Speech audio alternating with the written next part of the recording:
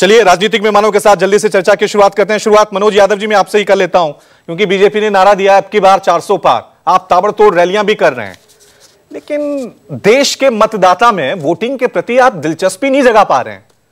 हर जगह वोटिंग में गिरावट दर्ज की गई है, एक के बाद एक आंकड़े मैंने गिनाए तमाम राज्यों के, लेकिन आपकी जो पारंपरिक सीटें मैं उनके आंकड़े भी गिना दूं। मथुरा, जहां से हेमा मालिनी आपकी प्रत्याशी हैं, वहां तो 50% मतदान भी नहीं हुआ है, 49.29%। गाजियाबाद आपकी पारंपरिक सीट है, वहां पर भी 50% मतदान नहीं हुआ है, महज 48.12%। इसी तरह से नोएडा जो शहरी इलाका है, वहां पर भी बड़ी मुश्किल से आप 50 का आंकड़ा पार कर पाए, 51% वोटिंग। तो ये नाराजगी किसके प्रति है जो देश का मतदाता मतदान केंद्रों तक वोट डालने नहीं पहुंच रहा है? देखिए रवि जी, निश्चित रूप से लोकतंत्र के इस महापर्व पर माननीय प्रधानमंत्री जी ने बार बार कहा कि मतदाताओं को भारी संख्या में मतदान करना चाहिए, लेकिन एक कुछ कारण है, गर्मी के भी कारण है, किसान खेती कटाई भी कर रहा है, चूंकि ये सारे किसान बहुल के क्षेत्र है। लेकिन इतना स्पष्ट है कि भारतीय जनता पार्टी अपने 10 साल के जो उपलब्धियां और भविष्य की जो हमारी विकसित भारत बनाने की योजना है और तीसरी बड़ी अर्थव्यवस्था बनाने की योजना, उस एजेंडे को लेकर के भारतीय जनता पार्टी आगे जा रही है।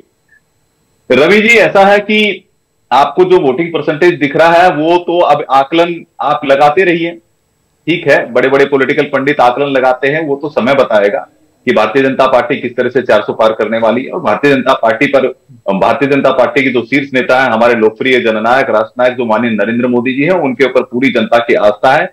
जो भी है, अगर किसी के प्रति अविश्वास है, अगर किसी की साथ गिरी हुई है, तो इंडी गठबंधन की है। वो ऐसा इंडी गठबंधन जो बड़ी बड़ी बातें करता है, कहता है कि हम ओबीसी के साथ में, एसटी के साथ में है, ओबीसी वर्ग के लिए इन्होंने ये नहीं किया, वो नहीं किया, और वही ओबीसी, एसटी और एसटी समाज का हमारा ओबीसी समाज का ये आरक्षण देने का काम करते हैं मुस्लिम समाज को, जो कि संविधान सम्मत नहीं है, और चोर दरवाजे से उनको देने का काम करते हैं। यहां पर आरजेडी बैठी हुई है, एसपी बैठी हुई है, कांग्रेस पार्टी बैठी हुई है। मैं तो पूछता हूं, इस इंडी गठबंधन से सवाल पूछता हूं, ये कैसा बेमेल गठबंधन है?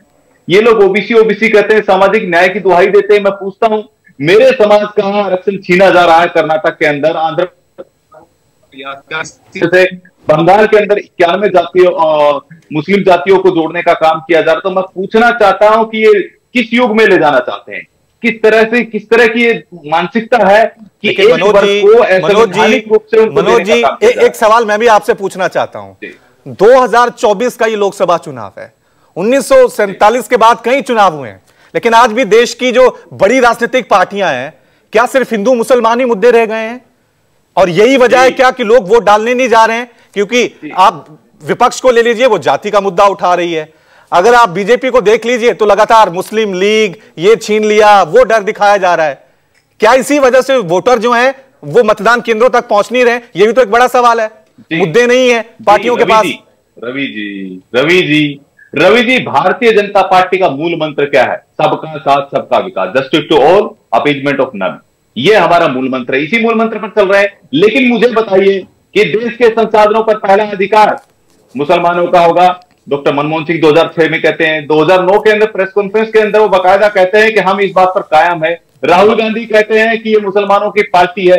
इनके घोषणा पत्र में आता है कि हम मुसलमानों जो जज है उनको और मुस्लिमों को जज बनाने का काम करेंगे। बहुसंख्यक समाज से हमारा कोई लेना देना नहीं है। ये मुझे बताइए कि किसके घोषणा पत्र में आया? ये इनके घोषणा पत्र में आया। कांग्रेस पार्टी हिंदू मुसलमान करने का काम कर दी, अपीजमेंट की राजनीति ये करती है। लेकिन मनोज जी, आप कह रहे हैं कि इनके घोषणा पत्र में मुस्लिम शब्द तो कहीं नहीं है। और दूसरा, सबका साथ सबका विकास की जवाब सबका साथ, मैं कह रहा हूं कि समूहों को आरक्षण देने का काम करेंगे। बहुसंख्यक से हमारा कोई लेना देना नहीं है। पेज नंबर 8 पढ़ लीजिए, पेज नंबर 9 में पढ़ लीजिए, और हम वेल्थ डिस्ट्रीब्यूशन करने का काम करेंगे। तो इनके घोषणा पत्र में और कहां पर है? आप पढ़ लेना चाहिए, मुझे लग रहा है आपको घोषणा पत्र इनका।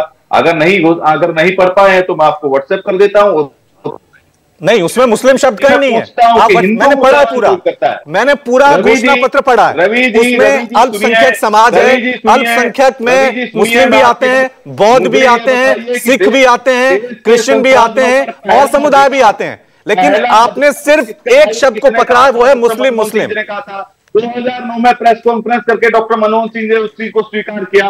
और मैं कहता हूं 2014 से पहले वक्फ बोर्ड को कितनी संपत्ति देने का काम किया, मुझे बताइए। ये क्या अपीजमेंट की राजनीति नहीं है क्या? और ये कहते हैं कि मुसलमानों को सीधा सीधा कर्नाटक में उनको आरक्षण देने का काम किया जा रहा है। मुझे बताइए कि किस आधार पर किया जा रहा है? केवल मुसलमान इनके लिए है क्योंकि वोट बैंक की पॉलिटिक्स है? मुझे बताइए, सिख है, पारसी है, ईसाई है, इनके बारे में चिंता नहीं है क्या?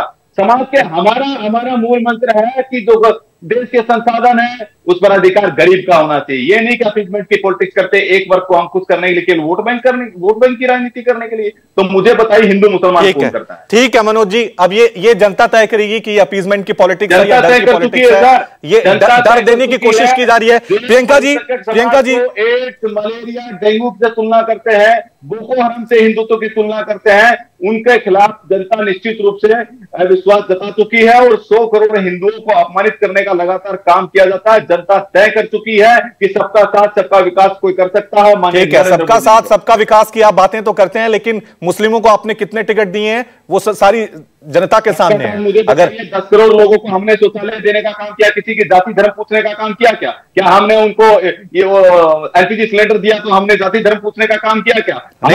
आप संसद में उनको रिप्रेजेंटेशन नहीं देंगे क्या?